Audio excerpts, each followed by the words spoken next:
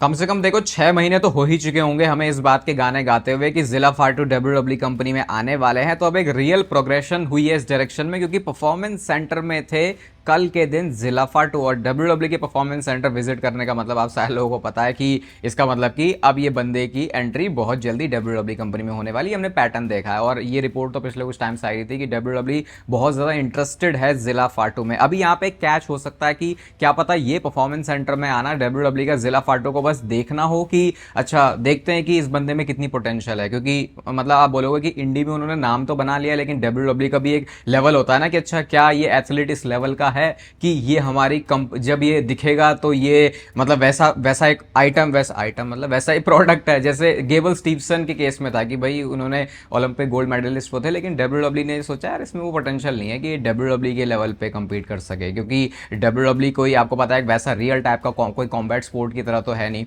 तो ये अभी जिला फाटू के बारे में लेटेस्ट पता चली, और अगर सब कुछ सही रहा तो शायद ऐसा लग रहा है कि वो टाइम बहुत जल्दी आने वाला है जब जिला फाटू डब्ल्यूडब्ल्यू कंपनी में आ जाएंगे, स्पेशली ब्लड लाइन में वो आ जाएंगे। क्योंकि जिस तरीके से ब्लड लाइन की स्टोरी चल रही है अभी क्लियर पता लग रहा है कि डब्ल्यूडब्ल्यू को इसमें और लेयर्स खोलनी बाकी है। और डब्ल्यूडब्ल्यू ने ऐसा पहले भी किया है कि ब्लड लाइन की स्टोरी में और ज़्यादा डेप्थ लाने के लिए हमने कई सारे सुपरस्टार्स को आते हुए देखा है, जिसे अपनी भाषा में हम लोग कहते हैं ब्लड लाइन रोजगार योजना। और वेलकम है आपका वॉइस ऑफ रेसलिंग के एक और नए एपिसोड में। सबसे पहले डब्ल्यूडब्ल्यू के बहुत सारे स्पेशल शोज पीएलई के बारे में बात करते हैं। तो नाइट ऑफ चैंपियंस का आप ये पोस्टर देख सकते हो, बहुत फ्लैट किस्म का ये है लेकिन काफी थोड़ा यूनिक टाइप का लग रहा है, जिसमें कोडी रोड्स, रिया रिप्ली, लिव मॉर्गन और उनके साथ साथ ट्रिक विलियम्स हैं।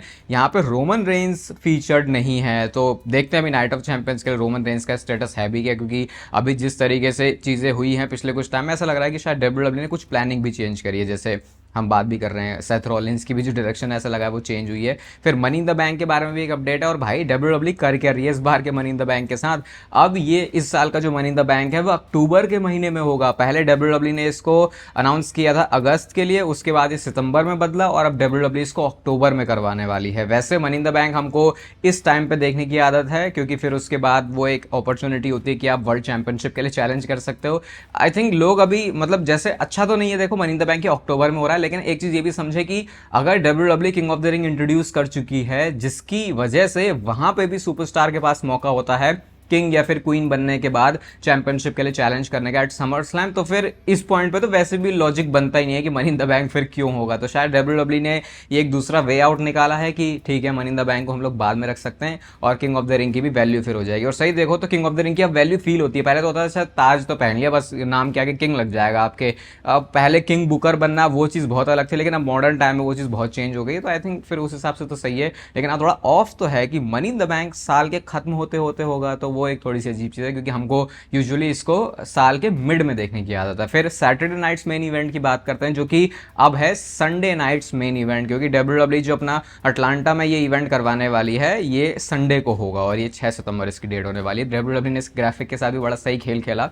यहाँ पे आप देखो ये सैटरडे को काट के उन्होंने संडे लिख दिया है। तो ये डब्ल्यूडब्ल्यू के कुछ पीएलईज की अपडेट है। अभी तो वैसे आने वाले अभी डब्ल्यूडब्ल्यू के लाइंड अप हैं शोज। अभी जो सितंबर का महीना है उसमें कोई पीएलई नहीं होने वाला, तो देखते हैं डब्ल्यूडब्ल्यू इसके लिए क्या नया अनाउंस करते हैं। क्योंकि जिस हिसाब से 20-20 दिन में शोज करते हैं, अभी शायद डब्ल्यूडब्ल्यू ने कुछ होल्ड पे रखा है एक शो जो कि सितंबर के महीने में होगा। कल मंडे नाइट रॉ में सेथ रॉलिंस जिस तरीके से पहले ही इस टूर्नामेंट से बाहर हो गए, भाई इसके बाद जो पूरा ये किंग ऑफ द रिंग का टूर्नामेंट है ये बहुत ज्यादा अनप्रिडिक्टेबल बन चुका है। और क्या फाइनली उस सुपरस्टार को अपना शॉट मिलने वाला है जो कि बहुत टाइम से ड्यू है। सबसे पहले तो आप ये ग्राफिक में देखो जो कि ब्रैकेट्स हैं, डोमिनिक मिस्टीरियो और ओबा फेमी का मैच होने वाला है। और इसके बारे में मैंने आपको स्पेकुलेशन ऑलरेडी बताई है कि यहाँ पे ब्रॉक लेसनर तहस नहस कर सकते हैं ओबा फेमी के प्लान्स को। तो अगर डोमिनिक मिस्टीरियो आगे प्रोग्रेस करते हैं या फिर चलो ओबा फेमी लास्ट में भी पहुंच जाते हैं लेकिन फिर भी ब्रॉक लेसनर को उनको कॉस्ट करते हैं, तो दूसरी साइड से सही में रियल चांस बन रहा है एलए नाइट का इस बार की, जो हर साल उनके लिए ऐसे शुरू हो जाता था ना एजेंडा कि मनी इन द बैंक उन्हें जीतना चाहिए, जो कि आज तक उनके साथ हुआ नहीं है। फाइनली शायद वो मौका एलए नाइट को मिल सकता है यहाँ पे। और अगर आप देखोगे भी तो पिछले कुछ महीनों में बहुत सही मोमेंटम बन गया एलए नाइट का। पिछले कुछ दिनों में, महीने तो ज्यादा लंबी बात होगी, जैसे वो पॉडकास्ट में आए, उन्होंने कुछ कॉमेंट किया, जिसके बाद लोगों ने फिर एलए नाइट को सपोर्ट भी किया। फिर कल मंडे नाइट रॉ के एपिसोड में थैंक गॉड भाई लोगों ने अप्रिशिएट किया है उस चीज को, वो चीज परख पाए कि हाँ कल मंडे नाइट रॉ में, ये मैं इन जनरल रेसलिंग कम्युनिटी की बात कर रहा हूँ, ये आईडब्ल्यूसी की मैं बात कर रहा हूँ, इंटरनेट रेसलिंग कम्युनिटी की, कल के जो एलए नाइट का काम काम था मंडे नाइट रॉ में उसको बहुत प्रेज मिला है। तो देखते हैं अब एले नाइट क्या इस टूर्नामेंट को जीतते हैं, क्योंकि यहाँ पे उनका सही में मौका तो लग रहा है। अगर ब्रॉक लेसनर ने ओबा फेमी का खेल बिगाड़ दिया तो फिर एले नाइट का यहाँ पे सबसे तगड़ा चांस बन रहा है। बाकी सबसे शॉकिंग तो ये था कि कल सेथ रॉलिंस को ही इस टूर्नामेंट से बाहर कर दिया। अभी सेथ रॉलिंस और रोमन रेंस के मैच के बारे में हम लोग बात करने वाले हैं, बट उससे पहले मंडे नाइट रॉ के एपिसोड की बात करते हैं जो कि 1 जून का था। यहाँ पे रोमन रेंस भी फीचर्ड थे और नेटफ्लिक्स पे आने के बाद डब्ल्यूडब्ल्यू के मंडे नाइट रॉ का ये लोएस्ट रेटेड एपिसोड है, लोएस्ट रेटेड एडिशन है।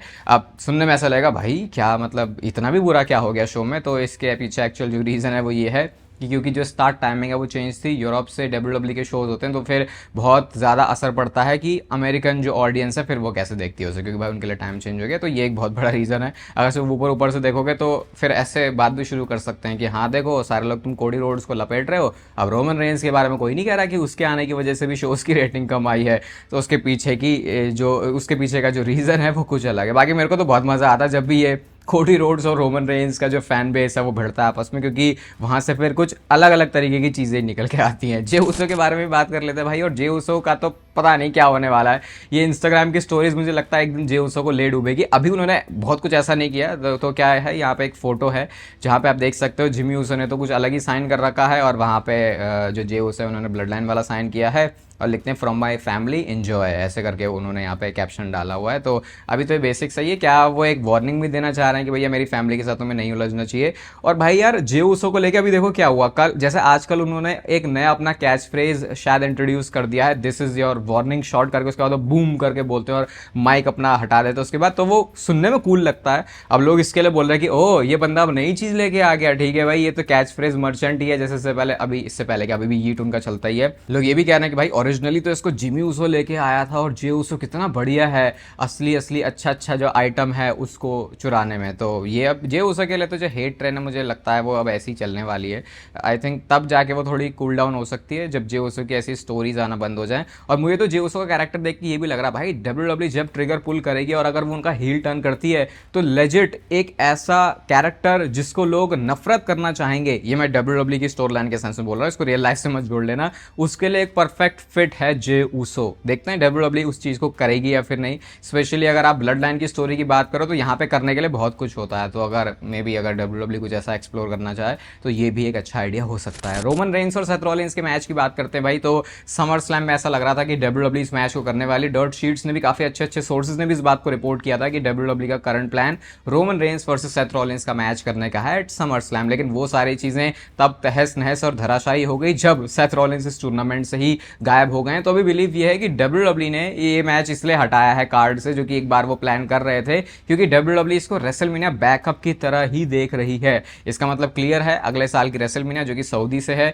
जो मैंने आपको पहले बताया भी था कि रोमन रेंस और रॉक का मैच डब्ल्यूडब्ल्यू सोच रही है, लेकिन अगर नहीं हुआ तो एक बैकअप मैच की तरह ये रोमन रेंस और सेथ रॉलिंस का मैच देखा जा सकता है, जो कि सुनने में ऐसा लग रहा है कि अरे यार ये तो बैकअप मैच है, लेकिन सही में ये उस तरीके का बैकअप मैच नहीं है, क्योंकि ये अपने आप में ही एक रेसलमेनिया कैलिबर का मैच है। बाकी अगर ओबा फेमी भी तब तक अगर तगड़े हो गए तो ये भी एक ऑप्शन है डब्ल्यूडब्ल्यू के पास रोमन रेंस के अपोनेंट के लिए। अगले साल ऐसा नहीं है, देख के लग रहा है कि रोमन रेंस के लिए कुछ प्रॉब्लम होने वाली है कि उनका ओपोनेंट कौन होगा, खासकर कि तब अगर रोमन रेंस के पास ये वर्ल्ड हेवीवेट चैंपियनशिप ऐसे ही रहने वाली है। सीएम पंक के बारे में बात करते हैं भाई, और सीएम पंक के बारे में तो पिछले 10-12 घंटों के अंदर ऐसी चीजें सामने आई है कि देख के लग रहा भाई सब कुछ सही है या क्या चल रहा है। तो अब तक मैंने आपको क्या बताया था सीएम पंक के बारे में कि सीएम पंक अब तक डब्ल्यूडब्ल्यू में इसलिए नहीं आया है क्योंकि क्रिएटिवली अभी डब्ल्यूडब्ल्यू उनके जो प्लान्स हैं उनको फिगर आउट कर रही है। तो ठीक है, समझ में आता है, ऐसा कई सुपरस्टार्स के साथ होता है, लेकिन अब रिपोर्ट ये आई है कि सीएम पंक डब्ल्यूडब्ल्यू के साथ अनहैप्पी हैं और शायद एजे ली के साथ उन्होंने भी डब्ल्यूडब्ल्यू से टाटा गुड बाय कर दिया है। जैसे मैंने आपको एजे ली के बारे में बताया था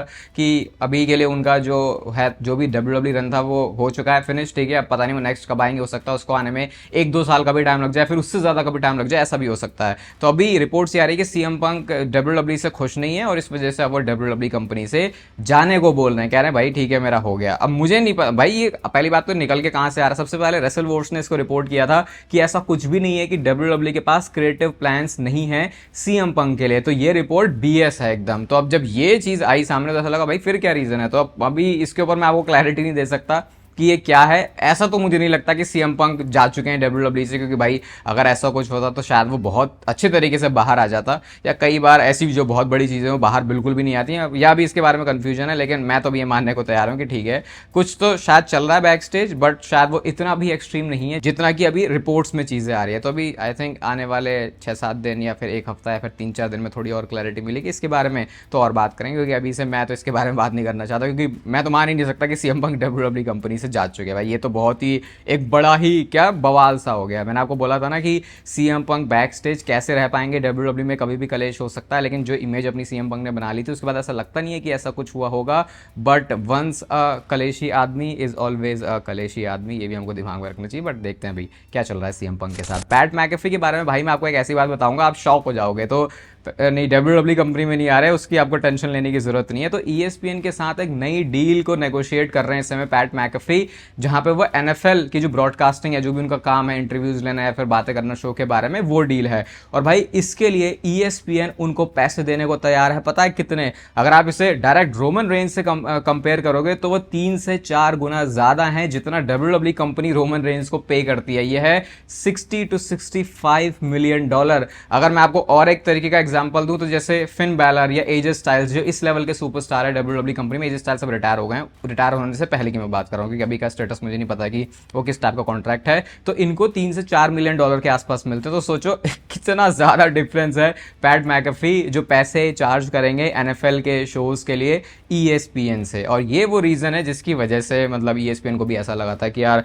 एक बहुत अच्छा रोल हो सकता है पैट मैकेफी का। लेकिन वो शायद ये बात नहीं समझे कि प्रोफेशनल रेसलिंग के वर्ल्ड में चीज़ें बहुत अलग होती है। भले ही आप एक बहुत पॉपुलर नेम क्यों ना हो, लेकिन अगर आप स्टोरी लाइन में इस तरीके से आए हो तो भाई उन चीज़ों का फिर कुछ फायदा नहीं होने वाला। तो ये मोटे पैसे कमा रहे हैं पैट मैकेफी डब्ल्यूडब्ल्यू कंपनी से जाने के बाद। और फिर मैं बोलूँगा कि काफ़ी हम्बल आदमी है भाई पैट मैकेफी। यूजुअली इतने पैसे वैसे कमाने वाला आदमी होता तो बोलता भाई तुम हो कौन, वो बरस जाते हैं। लेकिन काफ़ी हम्बल तरीके से रिएक्शन आया था पैट मैकेफी का। हाँ, लेकिन अब डब्ल्यूडब्ल्यू कंपनी में शायद ही वो कभी हमें देखने को मिलेंगे। वैसे ऐसा कभी कुछ होता नहीं है, डब्ल्यूडब्ल्यू में एक बार किसी ने मना कर दिया और रिटायरमेंट से लोग वापस आ जाते हैं। तो फिर भी ये तो सिर्फ मतलब पैट मैकेफी वाली चीज़ें थी, कोई बड़ी बात है नहीं यहाँ पे। एक स्पेकुलेशन करिए भाई बुली रे ने। स्पेकुलेशन क्या आप बोलोगे, अपनी बुकिंग करिए। और भाई मैं जब मैंने सुना उसके बाद 5 मिनट तो मैं यही सोचते रह गया कि व्हाट इफ डब्ल्यूडब्ल्यू सही में इसको एग्जीक्यूट कर दे। तो उन्होंने ओबा फेमी और ब्रॉक लेसनर के समर स्लैम के मैच के बारे में कुछ बात बोली। वो ये कहते हैं कि ओबा फेमी और ब्रॉक लेसनर का मैच होगा समर स्लैम की नाइट 1 में, जबकि ओबा फेमी किंग ऑफ द रिंग का टूर्नामेंट जीत चुके होंगे। तो वो यहाँ पे क्या करेंगे, वो अपना जो नंबर 1 कंटेंडरशिप है उसको ऑन द लाइन रखेंगे और सामने ब्रॉक लेसनर को भी अपना करियर ऑन द लाइन रखना पड़ेगा। यानी अगर ब्रॉक लेसनर ने ओबा फेमी को हरा दिया तो वो नंबर 1 कंटेंडर बन जाएंगे डब्ल्यूडब्ल्यू की वर्ल्ड हेवीवेट चैंपियनशिप के लिए या फिर वर्ल्ड चैंपियनशिप के लिए। लेकिन अगर ओबा फेमी ने हरा दिया ब्रॉक को तो ब्रॉक लेसनर रिटायर, और उसके बाद वो नाइट 2 में जाएंगे किसी एक सुपरस्टार को फेस करने के लिए, क्योंकि वो बन चुके हैं किंग ऑफ द रिंग। सोचो भाई क्या लेवल की बुकिंग ये होगी कि ओबा फेमी ने किंग ऑफ द रिंग का स्टेटस भी ले लिया, लेकिन ब्रॉक लेसनर पीछे पड़ा हुआ है ओबा फेमी के। ओबा फेमी कहते भाई चैंपियनशिप मैच तो मैं करूंगा, लेकिन ब्रॉक लेसनर तुझे भी मैं धोने वाला हूं। क्या बोलूं इस बुकिंग के बारे में, ये तो मैं बोलूंगा कि रॉकेट पुश, मॉन्स्टर पुश, ये सारे भी जो वर्ड्स है वो छोटे पड़ जाएंगे। सुनने में अच्छा लग रहा है लेकिन इसमें बहुत सारी प्रॉब्लमैटिक चीजें भी हैं कि भाई मतलब ये तो टू मच हो गया। फिर मैं सोच रहा हूं कि ये सब करने के बाद फिर ओबा फेमी के साथ क्या होगा। आपका क्या ओपिनियन है इसके बारे में, वो आप कमेंट सेक्शन में बता सकते हो। और लास्ट में हम लोग बात करते हैं रोमन रेंस और कोडी रोड्स के मैच के बारे में। तो अभी रिसेंटली डब्ल्यूडब्ल्यू ने क्लैश इन इटली के बाद टीज किया कोडी रोड्स और रोमन रेंस को आमने सामने, और उसके बाद रोमन रेंस ने उसी वीडियो को देखते हुए बोला भी था कि भाई इस बंदे के पास तो मैं आने वाला हूं, इस बंदे को मैं छोड़ूंगा नहीं, मेरे रडार में ये बंदा है। लेकिन ये बात की बात है। अब वो बात की बात कब है, तो वो एंगल देख के ऐसा लगा कि डब्ल्यूडब्ल्यू नियर फ्यूचर में कुछ प्लान कर रही है रोमन रेंस और कोडी रोड्स के लिए। लेकिन अभी रिपोर्ट्स ये हैं कि अभी डब्ल्यूडब्ल्यू करंट में मतलब ऐसे इमीडिएट कोई फ्यूचर में प्लान ही नहीं है रोमन रेंस और कोडी रोड्स का मैच करने के लिए। वो डब्ल्यूडब्ल्यू का सिर्फ एक बीज बोना था कि ठीक है आगे जाके इस चीज को देखेंगे। लॉजिक मुझे इसके पीछे समझ में नहीं आया कि भाई आपको बीज बोने की भी क्या जरूरत है, ऑलरेडी पूरा एक पेड़ खड़ा हुआ है रोमन रेंस और कोडी रोड्स का, इनकी इतनी हिस्ट्री है, तो डब्ल्यूडब्ल्यू जब चाहे इस मैच को कर सकती है। बट डब्ल्यूडब्ल्यू का शायद जो देखने और सोचने का तरीका है वो थोड़ा सा अलग है। बाकी नेचुरल टीन का लिंक आपको मिलेगा डिस्क्रिप्शन में। R1 वाला कोड आप यूज करते हो तो वेबसाइट के ऊपर आपको एक प्यारा सा डिस्काउंट भी मिल जाता है। इस वीडियो को यहां तक देख रहे हो तो इसे लाइक कर दो, चैनल को सब्सक्राइब कर दो ऐसे डेली डब्ल्यूडब्ल्यू से रिलेटेड कंटेंट के लिए। बाकी तब तक फिर लेते रहो जिंदगी के मजे।